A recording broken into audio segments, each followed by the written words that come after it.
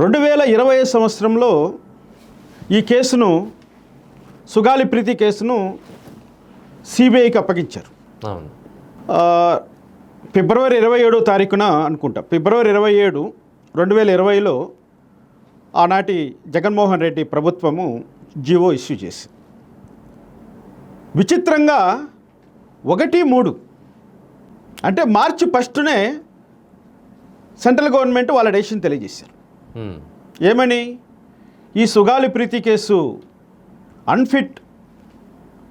Fit case కాదు, CBI ద్వారా enquiry చేయించడానికి ఈ కేసు ఫిట్ కేసు కాదంటూ సెంట్రల్ గవర్నమెంట్ డెసిషన్ తీసుకొని కమ్యూనికేట్ చేసింది. ఫిబ్రవరి నెలలో 28 రోజులు ఉంటాయి.